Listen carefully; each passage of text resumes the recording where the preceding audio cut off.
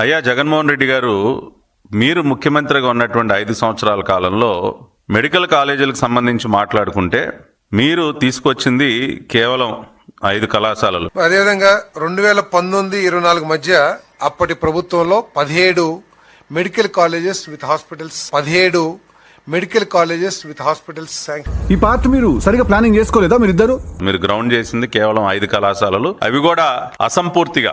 మరి ఆనాటి ప్రభుత్వంలో 7 మాత్రమే పూర్తి చేసి కొన్ని చిన్న ఇబ్బందులు ఉన్నా కూడా పూర్తి చేయడం జరిగింది. ఈ పార్ట్ మీరు సరిగా ప్లానింగ్ చేసుకోలేదా? ఎంతసేపు ఆ ప్రభుత్వం ఏడు చేసింది, ఈ ప్రభుత్వం ఏడు చేసింది అని చెప్పలేము, కానీ మీరు ఏం చేస్తున్నారో చెప్పండి గురువు గారు. అసలు ఈరోజు అసెంబ్లీ సమావేశాల్లో సోషల్ మీడియా గురించి గంట చర్చ చేశారు, ఇంకేం ప్రాబ్లమ్స్ లేనట్టు. మీరు మంచిగా పరిపాలన చేస్తే సోషల్ మీడియా మీకు ఏం చేసి చెప్పండి? ఏమీ చేయదు, ఎవరు ఏం చేయలేరు.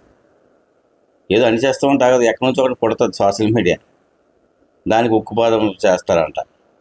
అసలు మీలో క్లారిటీ లేదు.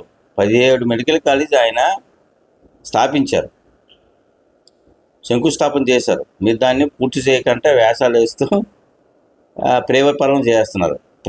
ప్రైవేట్ పరం చేసి మళ్ళీ వేషాలన్నీ. స్టీల్ ప్లాంట్ అదే చేశారు. ఒకటే మీరు అన్నీ దొంగ హామీలు ఇచ్చి తర్వాత నేను చేయలేమంటే ఎట్లా అండి? మళ్ళీ ఏమో ప్రైవేట్ కాలేజీలకి కొమ్ము కాస్తారు. ఏంటండి? ఒక అబ్బాయి ఎడ్యుకేషన్ కంప్లీట్ అవ్వాలంటే అబ్బాయి కానీ అమ్మాయి కానీ ఒక 50 లక్షలు 60 లక్షలు మినిమం అండి నార్మల్లో. అంటే యావరేజ్ చెప్తాను నేను. ఇంకా హై లెవెల్ అయితే ₹1,00,00,000 కూడా అవ్వచ్చు.